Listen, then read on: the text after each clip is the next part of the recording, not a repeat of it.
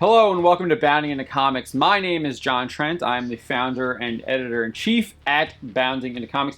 And today I got a story about the Snake Eyes film. We've got an update from Henry Golding about the G.I. Joe origin movie.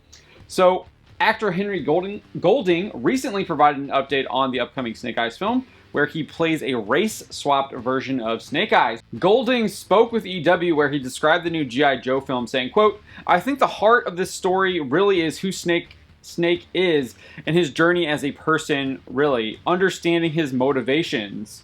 I can't give away too much, but it really focuses on the one person instead of having 20 people on screen and understanding background. We start from the beginning, and hopefully this launches an amazing franchise." He then went on to detail that the film draws heavy inspiration from Japanese cinema. He explained that the film's director, Robert Schwenke, quote, "is a huge Japanese cinephile, everything from Kurosawa to just the phenomenal spaghetti westerns of samurai movies. He is so hooked into that history, and we see some of those scenes. With some of the fight scenes, there are some Chimbara sequences." Golding then added, "A lot of attention to cultural detail was put into this movie. There are not a lot of movies that are allowed to film in Japan, and we went to some amazing, amazing places. The authenticity is there." He then detailed that, quote, "All the producers at Paramount really listened to my opinion, the opinion of others, and I think that's why it's going to be so special. It's definitely been a challenge in creating something fresh and new, but I think we definitely achieved it." So that's pretty much all he said to EW in his update. Previously, back in August, he took to Twitter after viewing a test screening of the film, and he tweeted, quote, "Just saw Snake Eyes. Holy hell, this is the exact opposite of the cookie cutter super people movies. Wow, you guys are in for something insane. I can't wait for you all to get your mitts on this beast. Yowzers!" Literally grinning from ear to ear. Not only is Golding playing a race-swapped Snake Eyes, but the actor also previously implied he won't be keeping his mug under Snake Eyes' iconic mask. While promoting the film in Japan, Golding stated, quote, "It's an absolute honor to play such an iconic character. He's probably one of the most recognizable characters ever created.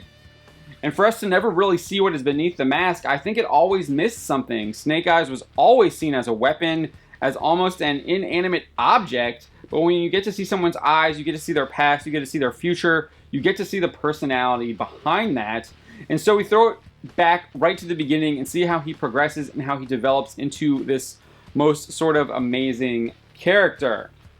He later added, "It's unlike anything people have seen. We are really starting a new timeline, a new franchise with the G.I. Joe universe. So to kick it off with such a distinct and stylized film, I think it really sets the precedent for follow-up movies." He then stated, "So it's amazing to be able to tread in sort of unexplored territory and be able to bring our own styles and Robert's ideas and his love for Japanese cinema to the international audience." While Snake Eyes is not typically seen without his suit, it did happen on a number of occasions during Larry Hama's run on the series. In G.I. Joe, A Real American Hero number 27, Snake Eyes is seen without his iconic costume, where his face and hair are hidden underneath his hat. A clear look at Snake Eyes without his suit on, showing his scarred face, was seen in G.I. Joe, A Real American Hero number 93.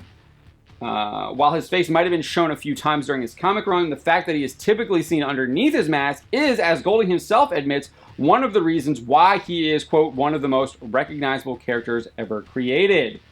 So it's kind of interesting that they would be like, "Oh, we have this recognizable character. Let's take that recognizable aspect away from him and remove him from the mask." So there are some fears that that's going to happen in this movie, and those fears stem from Golding's own comments. And longtime G.I. Joe writer Chuck Dixon explains why the mask is so important to Snake Eyes as a character, and why he has become one of the most recognizable characters ever created. So Chuck says, he kind of misses the point that that's what Snake Eyes is all about, the mystery. He went on to say, "Larry Hama understood the very simple principle that mystery enhances and engages the reader. The less you know, the more you want to know, and he made Snake Eyes a mystery, and by making him a mystery, he made him cooler."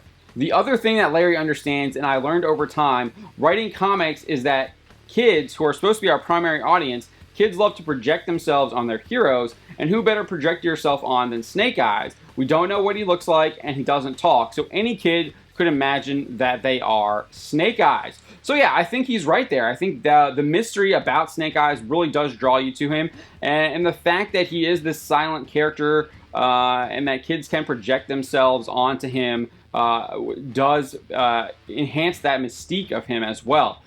So it's really baffling to me that they wouldn't want to keep that mystique of what made that character great when they're adapting him to live action. It's almost like they don't understand the character at all. We'll see what actually happens in the film.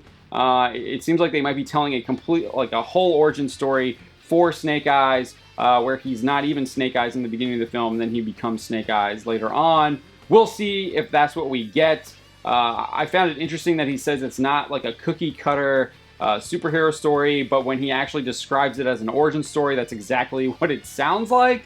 So there's a little conflict there. So I'm kind of interested to see what we get when we get a trailer and how they further marketed this film.